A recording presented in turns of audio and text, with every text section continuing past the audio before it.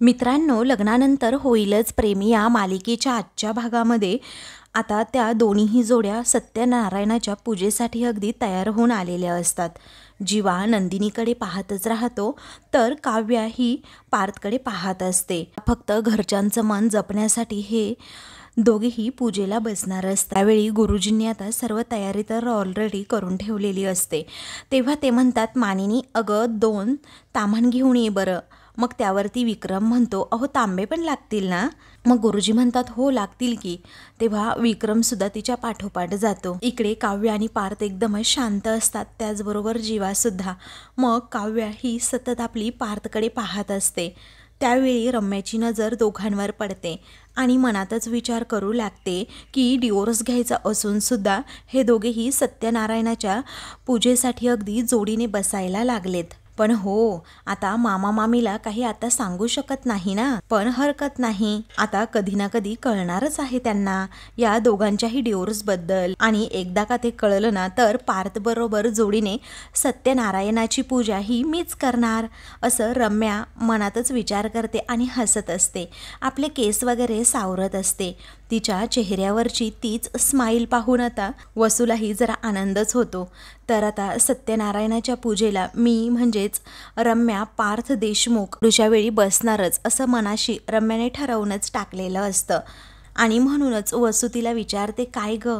अगं तुझ्या मनात नक्की काय चाललंय ना ते बरोबर ओळखलंय मी, आणि काळजी करू नकोस. अगं तुझ्या मनात जे आहे ना ते अगदी तसंच होणार. रम्याला अजूनच आनंद होतो आणि ती अगदी कौतुकानेच तिच्या आईकडे व पार्थकडे पाहू लागते. मग आता पार्थला अचानकच एक फोन येतो, त्यामुळे तो जरा बाजूला जातो फोनवर बोलण्यासाठी. तर काव्या ही दुसरीकडे जाते. त्यानंतर आता नंदिनी मुद्दामच गुरुजींजवळ बसते. त्यांना हवं नको ते देऊ लागते. तिच्या मनात एक प्रश्न असतो आणि तोच तिला विचारायचा असतो. त्यामुळेच आता ती विचारते, गुरुजी त्या दिवशी तुम्ही इथे आलात आणि मला जे सांगितलं आणि आज हे काही सत्यनारायणाची पूजा वगैरे, हे अगदी विपरीत आहे. अगदी 2 विरुद्ध दिशांना जाणारे. नेमकं खरं तरी काय मानायचं? गुरुजी त्यावरती हसतात आणि म्हणतात, बाळा पूजा सुरू होऊ दे, मग सांगतो. तुझ्या सगळ्या प्रश्नांची उत्तरं तुला मिळून सुद्धा जातील. तेवढ्यातच विक्रम आणि मानिनी दोघेही तेथे येतात, तामान आणि तांब्या घेऊन. जीवा आणि नंदिनी हे दोघेही अगोदर पुढे येतात. तेव्हा गुरुजी म्हणतात, चला जोड्यांनी पूजेला बसून घ्या. मग जीवा नंदिनी एकमेकांकडे पाहतच राहतात. तेव्हा काव्यसुद्धा आता पार्थकडे पाहत असते. आता कुणीच लवकर पूजेसाठी बसत नाही, म्हणून विक्रम म्हणतो, अरे चला पुढे पटकन पूजेसाठी घ्या बसून. मग आता वसूसुद्धा मध्येच म्हणते, अरे पार्थ बस ना बाळा पूजेसाठी. नंदिनी, पार्थ, अरे जीवा, काव्या, अरे बसा ना. या जोड्या सारख्याच आपल्या एकमेकांकडे पाहत असतात. ते पाहून वसू पुन्हा असं टोमणा मारूनच काव्याला विचारते, काव्या अगं काय झालं? तुला बसायचं नाही आहे का पूजेला पार्थसोबत? तर आता हे ऐकून रम्यासुद्धा गालातच हसते. त्यानंतर काव्या विचारते, काय हो, मी असं म्हणाले का की मला पूजेला बसायचं नाही म्हणून? मानिनी विचारते, वसुताई तुम्ही कशाला असं बोलताय? तेव्हा वसू म्हणते, अगं मानिनी मी फक्त विचारलं. आणि मला सांग, गुरुजींना असं आपण किती दिवस उगीच ताटकळत ठेवणार आहोत? अरे बसा ना तुम्ही पूजेला, आणि जोडीने बसायचंय हा, चला बसा बसा असं म्हणून वसू आता अगदी त्यांना जबरदस्ती करू लागते आणि पाटावर बसवते. मग त्यानंतर आता नंदिनी जीवाकडे पाहते आणि तिला आठवतं की कशा प्रकारे जीवाने मला सांगितलंय की एका मुलीवर माझं एकतर्फी प्रेम होतं. त्याचबरोबर जेव्हा तो हातांचा मोल्ड हा चुकूनच माझ्याकडून पडून फुटला होता, तेव्हा जीवा तिच्यावर किती जोरात ओरडला होता आणि आमच्या प्रेमाची ही शेवटची आठवण असल्याचं आणि तू ती तोडून टाकल्याचं तिला दोष दिला होता. हे सगळं आठवल्यानंतर आता नंदिनीच्या डोळ्यात पाणी येतं की जीवा किती तुटकपणे आणि अगदी वेगळ्याच पद्धतीने रिॲक्ट करतोय. त्याचबरोबर तिने जे डिवोर्स पेपर त्याच्या हातात ठेवलेले असतात आणि त्याला सही करायला सांगितलेली असते, हे सगळे प्रसंग आता तिला आठवतात आणि त्याचा त्रास होऊ लागतो. त्याचबरोबर काल रात्री ज्या पद्धतीने मी त्यांच्याकडून डिवोर्स पेपरवर सही घेतली आणि आमचं नातं हे संपवण्याचा निर्णय घेतला, या सगळ्या गोष्टी आता आठवल्यानंतर नंदिनीला अजून त्रास होऊ लागतो. तर आता नंदिनीच्या मनात ज्या भावना असतात त्याच पार्थच्या सुद्धा असतात, कारण हे लग्न काव्याच्या डोक्यात गेलेलं असतं. त्याचबरोबर तुम्ही मला डिवोर्स देऊन मोकळं का नाही करत आहात, असंही पार्थला काव्याने सांगितलेलं असतं. मग पुढे आता त्याला आठवू लागतं की कशाप्रकारे काव्याने माझ्यापासून डिवोर्स घेण्याचा निर्णय घेतला आणि काल रात्री त्या पेपरवर मी सहीसुद्धा त्यांची घेतली आणि हे नातं संपवलंय. तर गुरुजी आता पूजा सुरू करणारच असतात तेव्हा जीवा हळूच काव्याकडे पाहतो. तर काव्यसुद्धा त्याच्याकडे पाहत असते आणि मग नंतर दुर्लक्षच करते. त्यामुळे जीवाला थोडं वाईट वाटतं. आता गुरुजींनी पार्था आणि जीवाला टोपी घालायला सांगितलेली असते. ते दोघेही आता टोप्या घालतात. मग मानिनीला आता ते म्हणतात, मानिनी सर्वांना हळदी कुंकू लाव ग. मग मानिनी पुढे सर्वांना हळदी कुंकू लावते. तर काव्या सततच पार्थकडे पाहत असते तर जीवा नंदिनीकडे. परंतु पार्थ आणि नंदिनी हे दोघेही आपापल्या पार्टनरकडे दुर्लक्षच करत असतात. मग त्यानंतर गुरुजी म्हणतात, चला आता आपण सत्यनारायणाच्या पूजेला सुरुवात करूया. पण ही पूजा करण्याअगोदर म्हणजे सुरुवात करण्याअगोदर बऱ्याच लोकांना हा प्रश्न पडतो की ही पूजा आपण नक्की कशासाठी करत आहोत आणि या पूजेचा अर्थ काय.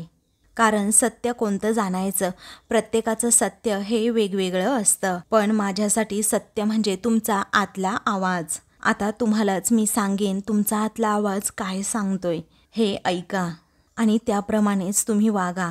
तेव्हा काव्या आणि पार्थ असं गुरुजींनी सांगितल्यानंतर एकमेकांकडे धक्क्यानेच पाहतात. मग आता जीवा आणि नंदिनीसुद्धा एकमेकांकडे असं पाहत असतात. कारण आपल्या मनाचंच गुरुजींनी आता त्यांना ऐकायला सांगितलेलं असतं. मग गुरुजी म्हणतात, तुम्ही जगाशी खोटं बोलू शकता, घरच्यांशी खोटं बोलू शकता, परंतु आपल्या आत्म्याशी, आपल्या आतल्या आवाजाशी नाही. तेव्हा सत्यनारायणाचा हा अर्थ तुम्ही समजून घ्या. त्यानंतर गुरुजी म्हणतात, चला आता आपण पूजेला सुरुवात करूयात. असं म्हणून ते नंदिनी आणि काव्या या दोघींनाही सांगतात, जेव्हा पूजा सुरू असेल ना तेव्हा तुम्ही आपापल्या नवऱ्याच्या हाताला हात लावायचा आणि मम असं म्हणायचं. तेव्हा धक्क्यानेच त्या आपापल्या पार्टनरकडे पाहतात. मग गुरुजी म्हणतात, चला आता आचमन करूयात. जेच हातात 3 वेळा पाणी घेऊन ते पाणी प्यायचं आणि 4थ्या वेळेला पाण्याचा उदक सोडायचा. मग आता जीवा हा चमच्याने पाणी घेतो खरं आणि नंदिनीकडे पाहतो. कारण नंदिनीला आता जीवाच्या हाताला हात लावून मम असं म्हणायचं असतं. मग आता नाईलाजाने गुरुजी सांगतायत म्हणून नंदिनी जीवाच्या हाताला हात लावते खरं. तिचा अजिबातच त्यामध्ये काही एक इंटरेस्ट नसतो. तर मानिनी आणि विक्रम हे दोघेही आता कौतुकाने आपल्या लेकांकडे पाहत असतात. आता जीवा आणि नंदिनीचं आचमन होतं. त्याचवेळी आता गुरुजी सांगतात, काव्या पार्थ आता तुम्ही आचमन सुरू करा. मग काव्या आणि पार्थ धक्क्यानेच एकमेकांकडे पाहतात. तर काव्या कशीबशी आता पार्थच्या हाताला हात लावते खरं, पण पार्थला आता तिचा स्पर्श देखील नको असतो. तर रम्या आणि त्याचबरोबर वसू या दोघीही अगदी टक लावून दोघांकडे पाहत असतात. त्यांची नजरच फक्त या दोघांवर असते. ते दोघे एकमेकांबरोबर कसे रिॲक्ट करतायत हे त्यांना पाहायचं असतं. मग जेव्हा आचमनाची वेळ येते तेव्हा मात्र पार्थ आता उठतो. काव्याला त्याला आता हाताला स्पर्श देखील करू द्यायचा नसतो म्हणून धक्क्यानेच सगळेजण आता त्याच्याकडे पाहतात. तेव्हा आता रम्या मात्र गालातच हसते. त्यावेळी आता मानिनी विचारते, काय रे पार्थ, असं काय झालं बाळा अचानक? असं पूजेच्या मधूनच उठू नये बाळा. तेव्हा पार्थ म्हणतो, आई मला बोलायचंय अगं तुझ्याबरोबर. तेव्हा मानिनी सांगते, अरे बाळा आपण पूजा झाल्यावर बोलूयात चालेल का? तेव्हा गुरुजी 1 मिनिट असं म्हणून तो त्याच्या आईकडे जात म्हणतो, आई मला तर आत्ताच बोलायचंय. त्यानंतर रम्या आता हळूच वसूला सांगते, पाहिलं अगं स्वतःसाठी या काव्याने खड्डा खणलाय. मग वसू म्हणते, आपलीच माती आणि आपलीच माणसं असं म्हणून त्या खुळकन हसतात. तेव्हा विक्रम त्यांच्यावर मात्र ओरडतो. मग त्यानंतर पार्थ हा मानिनीचा हात पकडतो आणि जरा बाजूलाच घेऊन जातो. त्यानंतर आता पार्थ मानिनीला म्हणतो, आई ही पूजा आपण नक्की कुणासाठी करतोय? त्यावेळी मानिनी विचारते, बाळा पार्थ हा काय प्रश्न काय आहे तुझा नक्की? अरे कुणासाठी करतोय म्हणजे? तेव्हा पार्थ म्हणतो, अगं आई मी जिच्याबरोबर इथे जोडीने ही पूजा करायला बसलोय तिला जर माझ्याबरोबर संसारच करायचा नसेल तर मग या पूजेचा घाट तरी कशासाठी? हे ऐकून काव्याला धक्का बसतो. नंदिनी जीवा सुद्धा आता एकमेकांकडे पाहतात कारण त्या दोघांनी कालच डिवोर्स पेपरवर साईन केलेल्या असतात. तर आता वसू आणि रम्या गालातच हसतात. जीवासुद्धा अगदी धक्क्याने काव्याकडे पाहत असतो. काव्या आपली खाली मान घालूनच बसते. मग वसूला आता तेवढीच संधी आयती चालून आलेली असते.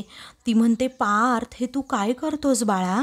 अरे विक्रम, काय आहे या मुलांचं वागणं? मग विक्रम म्हणतो की काही नाही ताई, मी बोलतो त्यांच्याशी. मग त्यानंतर मानिनी विचारते, बाळा पार्थ, असा अचानक एकाएकी तू असा का वागायला लागलास? तेव्हा पार्थ अगदी म्हणतो, आई तुला कळतंय ना गं, मी वेगळा वागतोय ते. मग त्यानंतर आता पार्थ हा हात जोडतो आणि लगेचच जीवासमोर जातो. त्याला विचारतो, काय रे जीवा, तुला गुरुजी म्हणाले की पाटावर येऊन बस, तू लगेचच बसला, पण तुला मान्य आहे का ही पूजा? सांग ना, मान्य आहे का? तेव्हा अरे जीवा बोल की, असं म्हणून तो सारखा सारखाच जीवाला प्रश्न करतो. वेळी मानिनी विचारते, अरे पार्थ, काय चाललंय काय बाळा? मग तो म्हणतो, आई माझा पूजेला विरोध नाहीये. अगं पूजा होऊ दे ना, पण आम्हाला कशाला बसवलंय? तू आणि बाबा बसा ना पूजेला. अगं इथे आमचं कशात काही नाही आणि तुम्ही तर मारे आम्हाला पूजेला बसवताय. वसू धावतच पुढे येते आणि विचारते, अगो बाई, कशात काही नाही म्हणजे? तेव्हा मानिनी म्हणते, वसूताई थांबा ना, मला बोलू दे ना प्लीज. मग वसू म्हणते, ए बाई, मी थोडं चांगलं बोलायला गेले ना तर माझंच तोंड तुला दिसतं. तेव्हा मानिनी म्हणते, बाळा पार्थ, तू कशासाठी बोलतोस रे? हे सगळं का बोलतोस? मला कळतच नाहीये. तेव्हा तो म्हणतो, आई का आणि कशासाठी बोलतो ना, या प्रश्नाचं उत्तर माझ्याकडे नाही आहे. माझं फक्त एवढंच म्हणणं आहे की मनाविरुद्ध मला ही पूजा अजिबातच तुम्ही करायला लावू नका. आता पूजा करायची आहे ना, तू आणि बाबा बसा की पूजेला. तेव्हा आता विक्रम म्हणतो, अरे काय बोलताय काय तुम्ही? आम्ही तुमच्या दोघांच्या सुखाचा विचार करून काही गोष्टी करू पाहतोय आणि तू आम्हाला दोघांना पूजेला बसायला सांगतोस. मूळ मोटिव्ह साध्य तरी कसा होणार? मग मानिनी सुद्धा तळमळीने सांगते, खरंच आहे राजा, हा घाट ना आम्ही सगळा तुमच्यासाठी घातलाय आणि इथे गुरुजी येऊन बसले आहेत, आपण त्यांना परत जायला सांगायचं. असं कसं रे? तेव्हा पार्थ म्हणतो, मी कुठे काय म्हटलोय आई, पण? तेव्हा वसू विचारते, पण काय बाळा, काय पण? हे बाळा बघ, तुझ्या मनामध्ये जे काही असेल ना ते स्पष्टपणे सांगून टाक की सगळ्यांना. बरं चल, मीच आता स्पष्टपणे विचारते, तुला काव्याबरोबर पूजेला बसायचं नाहीये का? मग आता काव्या धक्क्यानेच वसूकडे पाहते. तेव्हा आता ती म्हणते, तुला का नाही बसायचं हे तरी कारण सांग ना. ती बिचारी काव्या, अरे तुमचं लग्न टिकावं म्हणून ती किती एफर्ट्स घेतीये हे दिसत नाहीये का तुला पार्थ? ना तिच्या विरोधात जाऊ असं ती आता सांगते. त्यानंतर मानिनी म्हणते, वसुताई प्लीज. तेव्हा वसुताई, काय ग वसुताई? जेव्हा त्या दिवशी पार्थ डबा घेऊन जायचा विसरला, काव्या त्याच्यासाठी ऑफिसमध्ये डबा घेऊन गेली आणि काव्याने काय केलं तुला सांगून तुझ्याकडून त्याच्यासाठी खिचडी शिकून घेतली आणि स्वतः ऑफिसमध्ये याच्यासाठी डबा घेऊन गेली. हे तुला आठवत असेल ना? अगं मी किती म्हणत होते हिला, काव्या अभ्यास कर अभ्यास कर, पण तिचा इंटरेस्ट कसात होता तर पार्थसाठी डबा घेऊन जाण्यामध्ये होता, बरोबर?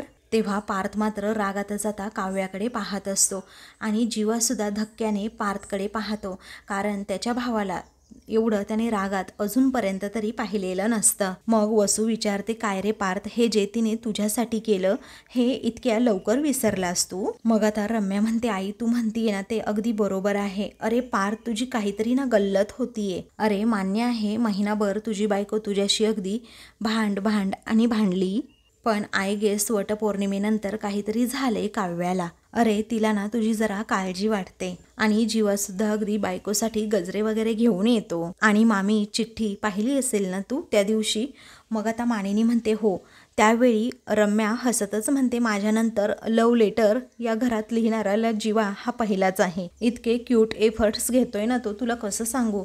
अगं आई, तुला माहीत नसेल, परंतु जीवाने काय केलं तर नंदिनीच्या आनंद निवासमध्ये पाणीपुरी सुद्धा अरेंज केली होती. मी पाहिलं ना, तो असा बनवून देत होता आणि सगळे खात होते, अगदी मस्त. आणि काय रे पार्थ, तो इतकं सगळं त्याच्या बायकोसाठी करतोय आणि तू त्यालाच विचारतोस का की तू पूजेला का बसलास म्हणून? मग आता जीवा विचारतो, एक मिनिट, तुला कोणी सांगितलं हे सगळं? मिथुन काकाने सांगितलं का? मग आता रम्या म्हणते, नाही रे, मिथुन काकाने नाही सांगितलं. मग आता त्यावेळी ती म्हणते, नाही रे, अरे महाजनी नाही का, त्यांनी सोशल मीडियावर एक व्हिडिओ टाकला होता, तू आनंद निवासमध्ये होता, त्यांच्यासाठी पाणीपुरी बनवून देत होता आणि ते सगळेजण खात होते, नंदिनीसुद्धा तुझ्या शेजारी उभी होती, असं रम्या सांगते. तेव्हा जीवाला आता धक्का बसतो की सगळ्यांसमोर माझं भांडं फुटलं. सगळेजण त्याच्याकडे पाहू लागतात. तेव्हा जीवा म्हणतो, ते तसं काही नाही, फक्त एक हेल्प म्हणून हे सगळं काही अरेंज केलं होतं. तेव्हा नंदिनी पुन्हा एकदा धक्क्याने जीवाकडे पाहते, कारण तिला आता पुन्हा एकदा कळून चुकलेलं असतं की जीवाच्या मनात माझ्याविषयी प्रेम किंवा सिंपथी नाही आहे. त्याने फक्त मला हेल्प म्हणून हे सगळं काही केल्याचं तिला जाणवतं. मग आता विक्रम म्हणतो, अरे काही हरकत नाही जीवा, अरे प्रेमाने केलं असतं तरी काही बिघडलं असतं का, नाही ना, अरे बायकोसाठीच केलंस ना तू, मग त्यात काय एवढं. आता हे बघ पार्थ, तू मान्य कर किंवा नको करूस, कारण काव्या आणि जीवा आता खूप बदलले आहेत आणि हे आम्ही आमच्या डोळ्यांनी बघतोय. तेव्हा पार्थ म्हणतो, हे बघा बाबा, तर विक्रम त्याला बोलूच देत नाही. मग नंदिनी म्हणते की ऐका ना बाबा, सॉरी मी मध्ये बोलतीये, असं म्हणून ती पार्थला आता म्हणते की पार्थ, उगीच कशाला त्रागा करून घेताय, कारण गुरुजी म्हणालेत ना, प्रत्येकाने आपल्या मनाचा आवाज ऐकायचा आणि पुढे जायचं. आणि कसं आहे ना, आपण शहाणे आहोत, समजूतदार आहोत आणि आपण तर आपल्या मनाचा आवाज आधीच ऐकलाय, हो की नाही, असं ती जीवाकडे पाहून म्हणते. गुरुजी विचारतात, पार्थ अरे बसायचं की नाही पूजेला, आणि असं म्हणून मानिनीला सुद्धा विचारतात की अगं पूजा सुरू करायची की नाही. आता काव्या ही पार्थला म्हणते, हे पहा पार्थ, जे होणार आहे ते घडणारच आहे आणि जे घडणार नाही ते आपण टाळू शकत नाही, मग पूजेला उगीच का नाही म्हणायचं आणि एवढाही स्वतःच्या जीवाला त्रास करून घेऊ नका.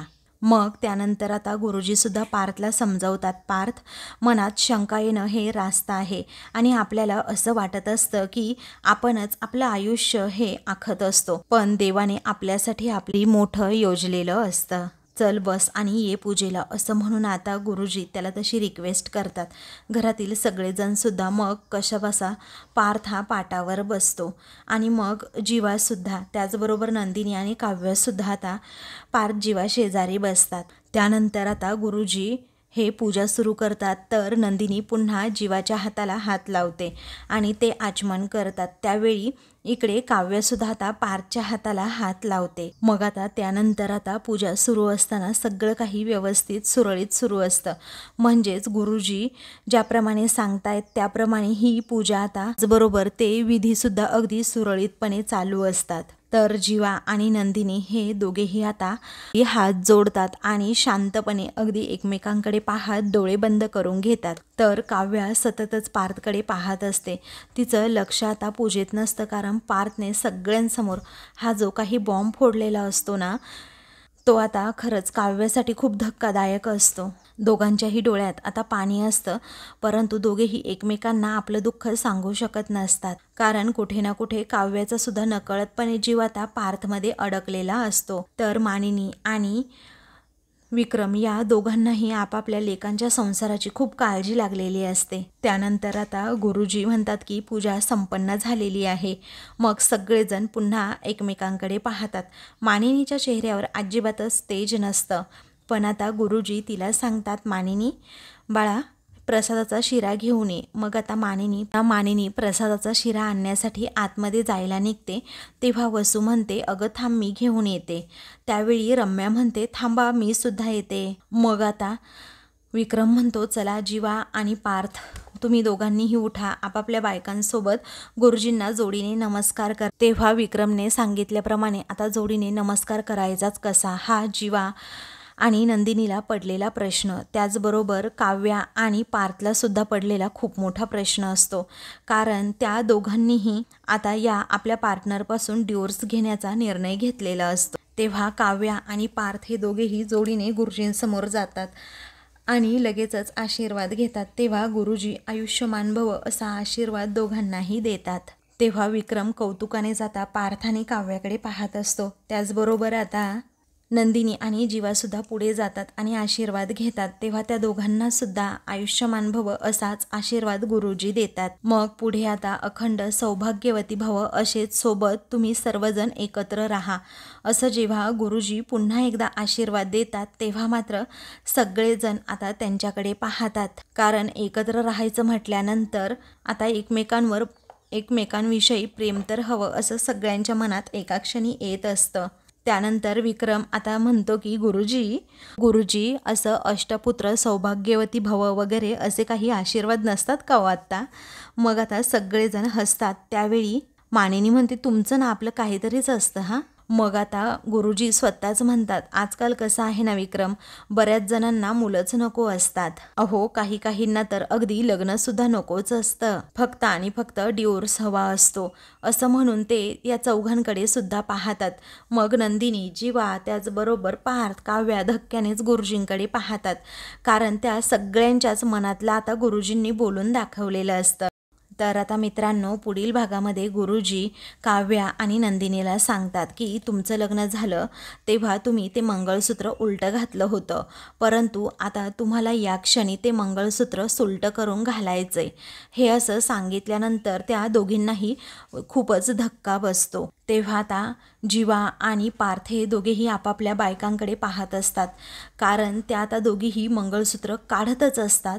त्याचवेळी गुरुजी त्या दोघींनाही थांबा असं म्हणतात. मग आता त्या दोघीही थांबतात खरं आणि विचारतात, काय झालं? तेव्हा गुरुजी म्हणतात, तुम्हाला हे मंगळसूत्र तुमच्या नवऱ्याने घातलं होतं ना, आता आजच्या दिवशी देखील तोच पुन्हा तुमच्या गळ्यामध्ये मंगळसूत्र घालेल, ते सुद्धा सुलटं करून, म्हणजे सरळ करून. या दोघींनाही प्रचंड असा धक्का बसतो. अशाच मालिकेंचे पुढील भाग पाहण्यासाठी चॅनलला सबस्क्राईब करा.